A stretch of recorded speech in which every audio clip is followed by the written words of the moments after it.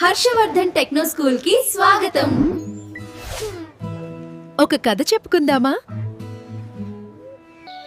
ఒక అందమైన నది ఒడ్డున పెద్ద జామ చెట్టు మీద ఒక తెలివైన కోతి ఆనందంగా జీవించేది.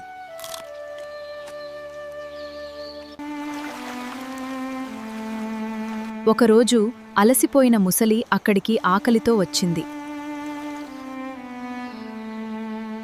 కోతి జాలిపడి తీపి జామ పండ్లు ముసలికిచ్చింది. ఆ పండ్ల రుచి చూసి ముసలి చాలా సంతోషపడింది. అలా ఇద్దరి మధ్య మంచి స్నేహం ఏర్పడింది. ఒకరోజు ముసలి కొన్ని పండ్లు తన ఆవిడ దగ్గరకు తీసుకెళ్ళింది. ఆవిడకు ఆ పండ్లు ఎంతో నచ్చి కోతి గుండెకాయ కావాలని కోరింది. స్నేహితుడిని మోసం చేయాల్సి రావడంతో ముసలి బాధపడింది. చివరకు ముసలి కోతిని తమ ఇంటికి విందుకు ఆహ్వానించింది.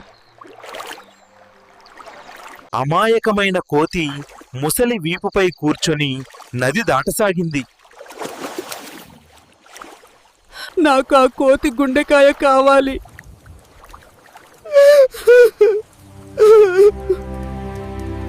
కాని కోతి వెంటనే ఒక తెలివైన ఉపాయం ఆలోచించింది.